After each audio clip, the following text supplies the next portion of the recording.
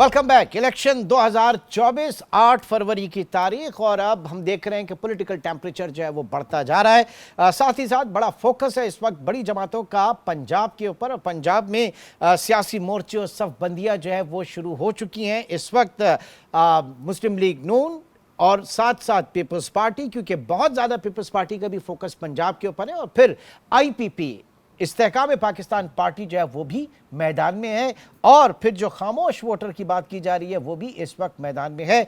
सूरत हाल क्या है पंजाब की, ये हम जानेंगे। ब्यूरो चीफ लाहौर सलीम शेख इस वक्त हमारे साथ मौजूद हैं। जी सलीम शेख, क्या इस वक्त एक्टिविटी जारी है और बड़ी पूरी पीपल्स पार्टी जो है वो बहुत ज़्यादा फोकस कर रही है इस वक्त पंजाब में, क्या क्या ताने बाने बुन रहे हैं इस वक्त? जी इमरान, देखिए जो पीपल्स पार्टी के हवाले से आपने कहा है कि वो पंजाब में फोकस कर रही है, वो पंजाब में तो प्रॉपर फोकस नहीं कर रही, लेकिन जो लाहौर है उसके लिए जो है वो बिलावल भुट्टो जरदारी ने बहुत ज़्यादा फोकस किया हुआ है, और जो आसफा भुट्टो हैं वो भी लाहौर में रही हैं, क्योंकि बिलावल भुट्टो जरदारी 127 कौमी असम्बली के हल्के से जो है वो इलेक्शन लड़ रहे हैं, और उनके मद्दे मुकाबल जो है वो अता तड़ रहे हैं। और उसी हल्के में लाहौर में, यानी पूरे के पूरे लाहौर में जो है वो सिर्फ, अगर ये कहा जाए तो कोई गलत नहीं होगा कि पीपल्स पार्टी लाहौर में सिर्फ एक हल्के से इलेक्शन लड़ रही है, और सारे का सारा जोर जो है वो 127 पे लगाया है कि किसी तरह जो है वो बिलावल भुट्टो जरदारी इलेक्शन जो है वो यहाँ से कामयाब हो जाए। लेकिन इसका फैसला तो 8 फरवरी को ही होगा कि 8 फरवरी को कौन इलेक्शन में जो है वो कामयाब होता है। लेकिन अगर ओवरऑल पंजाब की सूरत हाल पर बात करें तो पंजाब में जो है वो पीपल्स पार्टी वो इतना ज़्यादा मार्जिन नहीं ले सकेगी, लेकिन जो सबसे ज़्यादा सीटें मिलने के इम्कानात हैं वो मुस्लिम लीग नून के ही हैं, क्योंकि पंजाब में या पाकिस्तान में जो पंजाब की हद तक हम बात करते हैं कि ज़्यादा जो वोट है वो मुस्लिम लीग नून का है या फिर एंटी मुस्लिम लीग नून वोट है। लेकिन एंटी मुस्लिम लीग नून वोट जो था माजी में 2018 में वो PTI को बतौर जमात मिल गया था, लेकिन क्योंकि अब जो है वो 2024 के इंतखाबात में PTI बतौर जमात जो है वो इलेक्शन में हिस्सा नहीं ले रही, और उनके पास बैट भी नहीं है। अगर उनकी पार्टी के उम्मीदवार अगर इलेक्शन में हिस्सा ले भी रहे हैं तो उनके पास मुख्तलिफ निशानात हैं, जिसकी वजह से जो वोटर है उसको मुश्किलात का सामना करना पड़ रहा है कि कौन सा जो PTI का उम्मीदवार है जो उनकी जमात से इंतखाबात में हिस्सा ले रहा है, क्योंकि जितने भी उम्मीदवारों ने कागजात नामजदगी जमा करवाए थे किसी नहीं लिए, और तमाम के तमाम का अब ये दावा है कि वो PTI के उम्मीदवार हैं, जबकि PTI की तरफ से ये कहना है कि उन्होंने अपने जो टिकट होल्डर हैं उनके निशानात जो भी मिला है उस हल्के में वो सोशल मीडिया पर जो है वो भेज दिए। लेकिन ये एक कन्फ्यूजन है PTI के वोटर के लिए। जाहिर है कि ये सूरत हाल यकीनन इस वक्त ये सूरत हाल है। ये बताइए, आपने कहा कि इस एक हल्के 127 की आप बात करें, लेकिन जिस तरीके से जो है बिला तातुल और तवातर के साथ पार्टी हाई कमान के ऊपर बिलावल भुट्टो जो है वो अटैक कर रहे हैं, और बहुत बल्कि मियां नवाज शरीफ साहब को तो उन्होंने मुबाहिसे की भी एक दावत दे दी। तो आप ये समझ रहे हैं कि सिर्फ एक हल्के की हद तक है, या फिर जो मोहतरमा के दौर में एक चार्टर ऑफ डेमोक्रेसी साइन हुआ था इन दोनों पार्टियों के दरमियान, और उसका फायदा जो मतलब अगर रीत रही है तो पीपल्स पार्टी को नून लीग मुखालिफ वोट ही पंजाब में मिला है, ये उसको रिकवर करने की कोशिश की जा रही है? जी बिल्कुल, जो पीपल्स पार्टी है वो नून लीग मुखालिफ वोट जो है वो हासिल करने की कोशिश कर रही है, लेकिन क्योंकि मैं ये समझता हूँ कि पीपल्स पार्टी ने जो अपनी यहाँ पर वर्किंग की है वो थोड़ा लेट वर्किंग की है, क्योंकि जो मुस्लिम लीग नून मुखालिफ वोट था वो माजी में जो है वो PTI कैप्चर कर चुकी थी, लेकिन अब जो PTI का वोट जो है वो भी बिखर गया है, यानी नून लीग का मुखालिफ वोट जो था वो बिखर गया है। तो लिहाजा अब जो नून लीग मुखालिफ वोट था वो तकसीम हो चुका है, क्योंकि कुछ PTI का वोटर लेके जाएगा, कुछ शहजाद लेकर जाएगा, क्योंकि IPP के लोग जो हैं वो भी इसमें जो है वो बड़े कंट्रीब्यूटर हैं, उन्होंने भी इंतखाबात में हिस्सा लिया और वो भी जो है वो वोट लेंगे। लेकिन क्योंकि IPP जो बनी है वो PTI के उससे बनी है, PTI ख़त्म होने के बाद, और ज़्यादातर जो उनके पास बड़े नाम हैं वो PTI के हैं। लिहाजा अब देखना ये है कि जो आईपीपी के लोग हैं जो अपने अपने हलकों में खसूसन लाहौर से बाहर उनका बड़ा नाम है, उनको इलेक्टेबल्स कहा जाता है।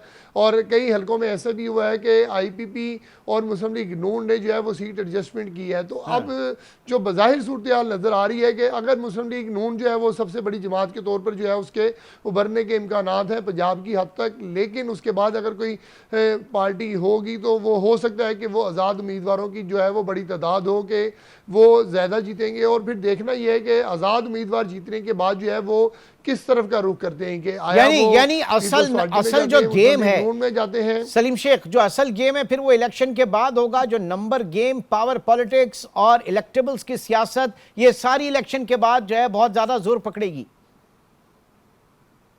जी बिल्कुल, जो यही बज़ाहिर नज़र आ रहा है कि 8 फरवरी के बाद जो है वो हुकूमत साजी के हवाले से जो है वो बड़ी गेम जो है वो बनेगी। लेकिन अभी तक जो हम लाहौर में और पंजाब में सूरत हाल देख रहे हैं कि वो ये है कि बज़ाहिर जो है वो नून लीग का पलड़ा जो है वो ओवरऑल पंजाब की हद तक भारी नज़र आ रहा है, क्योंकि नून लीग ने 2018 में भी जो है पीटीआई से ज़्यादा सीटें जीती थी, लेकिन वो हुकूमत नहीं बना सकी थी। उसकी जो वजूहात हैं वो सबको मालूम है। लेकिन अब जो इंतखाबात होने जा रहे हैं उसमें भी जो है वो मुस्लिम लीग नून जो है वो एक बड़ी जमात के तौर पर ही मौजूद है। उनके मुकाबले में जो है वो पीपल्स पार्टी आई ज़रूर है, लेकिन उस तरह की मैं समझता हूँ कि उनके पास जो है वो उम्मीदवार नहीं है और इस तरह की कोई ताकत नहीं है कि वो दूसरे नंबर की जमात के तौर पर जो है वो पंजाब में जो है वो सामने आ सके। सलीम शेख, ब्यूरो चीफ लाहौर, अपना तज्जिया पेश कर रहे थे पंजाब की सूरत हाल पर। लेकिन ये याद रहे कि पाकिस्तान की सियासत जो है वो सरप्राइजेस से भरपूर है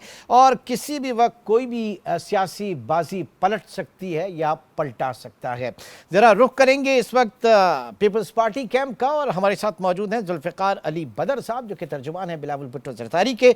बहुत शुक्रिया जुल्फ़िकार साहब आपके वक्त का। सबसे पहले तो ये जानना चाहेंगे कि ये जो 16 महीने का रोमांस था और ये मखलूत हुकूमत थी, पीडीएम की, वज़ीर ख़ारजा थे बिलावल भुट्टो ज़रदारी, और आज उसी हुकूमत के ऊपर, उसके कायदीन के ऊपर जो है वो बड़े ताबड़तोड़ हमले किए जा रहे हैं। ये क्या पॉलिसी है? पहले तो ज़रा ये बता दें। रहमान, बहुत शुक्रिया इमरान साहब, आपने अपने प्रोग्राम में बुलाया। असल बात यह है कि वो जो 16 महीने की हुकूमत थी वो एक प्रोफेशनल वर्किंग रिलेशनशिप था, जिसमें यह बताया गया कि Pakistan Peoples Party is a flexible party जो कंसेंसस के ऊपर बिल्ड किए हुए तमाम पॉलिटिकल फोर्सेस, स्टेक होल्डर्स के साथ बैठ के बातचीत कर सकती है और पाकिस्तान की खातिर मामलात को आगे लेके चल सकती है। और अब अगर पाकिस्तान पीपल्स पार्टी अपनी आइडियोलॉजी, अपने मैनिफेस्टो पे एक इंडिपेंडेंट इलेक्शन लड़ रही है और सच बात कर रहे हैं पीपल्स पार्टी के चेयरमैन जनाब बिलावल भुट्टो ज़रदारी साहब, तो वो ताबड़तोड़ हमले नहीं, वो तो सच बयान है। सच तो कड़वा लगता है। अगर बिलावल साहब ने मियां नवाज शरीफ साहब को मनाजरे की दावत दी है तो आके मनाजरा कर लें, तो देखें तो सही कि पाकिस्तान के जो फ्यूचर के वजीर आजम है, जो बनने चाहते हैं, वो आपस में गुफ्तगू कर लें, बात कर लें कि पाकिस्तान के अंदर बेहतरी कैसे लेके आएगी। बगैर लिखी पढ़ी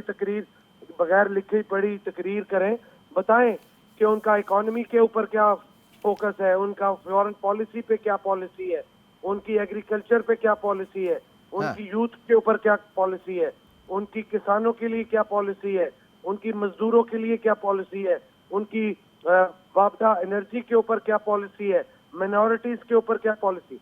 तमाम जो सब्जेक्ट्स हैं, आपके हमसाया ममालिक के साथ रिलेशनशिप की क्या पॉलिसी है, आपकी टेक्नोलॉजी को, पाकिस्तान को आगे लेके जाने की, पाकिस्तान को ट्रांसफॉर्म करने की क्या पॉलिसी है, सॉफ्ट और इंफ्रास्ट्रक्चर बिल्डिंग की क्या पॉलिसी है।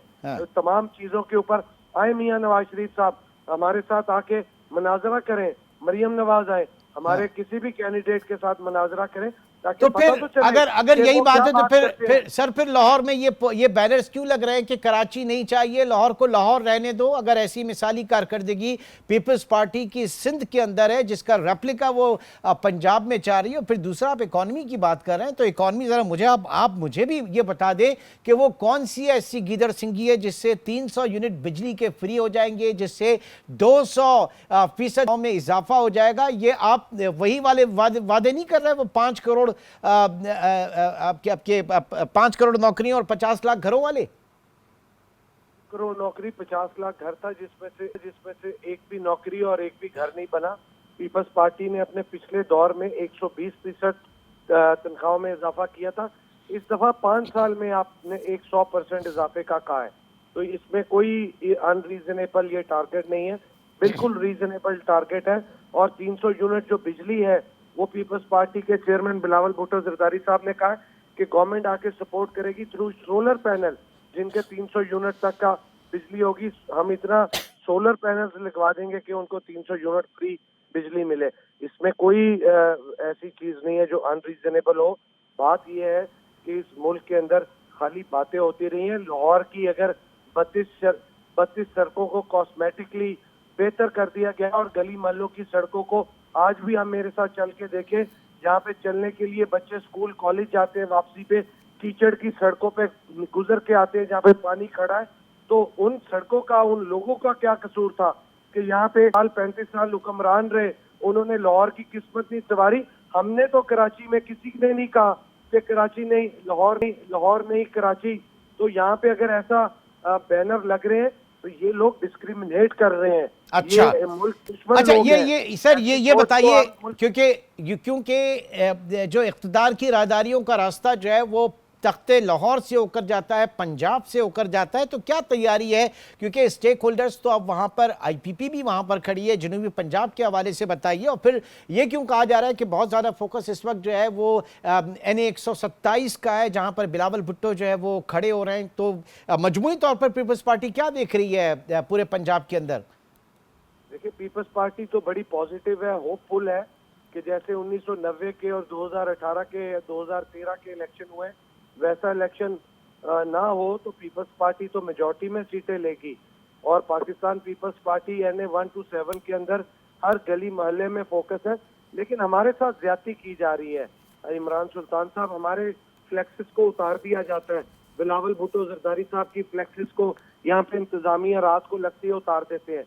आज मैं आपको आज का वाकया बताता हूँ। मैं सुबह एक काउंसलर के घर गया जो नून लीग की काउंसलर थी, उसने पीपल्स पार्टी में शमूलियत इख्तियार की। मैं उसके घर से आया हूँ और उसको पुलिस पकड़ के ले गई। अभी मैंने पुलिस के CCPO से बात की और उन्होंने उसको रिलीज किया कि ये वाकई जो है पॉलिटिकल विक्टिमाइजेशन है कि अगर उनके ऊपर पिछले लाहौर के अंदर 7000 पर्चे हुए हैं बिजली चोरी के और उस खातून के घर में किसी के ऊपर पर्चा हुआ था जो कि 2 साल पुराना था या 4 महीने पुराना था, और उसको आज ही क्यों पकड़ा जब मैं उसके घर में पीपल्स पार्टी में शमूलियत इख्तियार करके गया? ये तो ज्यादती है। लेकिन अच्छा, इस तरह की वारदातें नून लीग डाल रही है, पुलिस कोई कर रही है। पुलिस आलाकार बनी हुई है। ये जो पुलिस के SHOs है ये आलाकार बने हुए हैं। पुलिस के जो इंतजामिया है उनको पता है, उनको ये पता है। यानी आप जो कह रहे हैं कि लेवल प्लेइंग फील्ड अभी तक नहीं मिली, आप ये कहना चाह रहे हैं?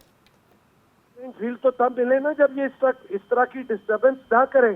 भाई, आप बगैर पुलिस के, बगैर पटवारियों के इलेक्शन लड़े। नून लीग क्यों पुलिस का सहारा लेती है? क्यों अपने SHOs लगाए हुए हैं? तमाम MPs जो इलेक्शन लड़े नून लीग के जो कैंडिडेट्स हैं, MPA के कैंडिडेट्स हैं, क्यों उन्होंने अपनी मर्जी के SHO लगाए हुए हैं? क्यों SHO के थ्रू ये सहारा लेके इलेक्शन लड़े? कमजोर हैं, गली मोहल्ले में जा नहीं सकते, लोग नफरत करते हैं नून लीग से। चले, ये तो आप एक पार्टी को रिप्रेजेंट कर रहे हैं। बेहतर तो ये था कि नून लीग, हमने बड़ी कोशिश की कि नून लीग का पॉइंट ऑफ व्यू जाने, लेकिन हमने फिर अपने जो कॉरेस्पॉन्डेंट हैं और ब्यूरो चीफ है उनसे भी उस हवाले से बात की। एनीवे, बहुत बहुत शुक्रिया जुल्फ़िकार अली बदर साहब जो कि तर्जुमान बिलावल भुट्टो के, और उनका ये कहना है कि पाकिस्तान पीपल्स पार्टी को इस वक्त लेवल प्लेइंग फील्ड नहीं मिल रही है, जो शिकायत कर रहे हैं। एक ब्रेक की कॉल, ब्रेक के बाद एक और अहम मामला आपके साथ डिस्कस करेंगे।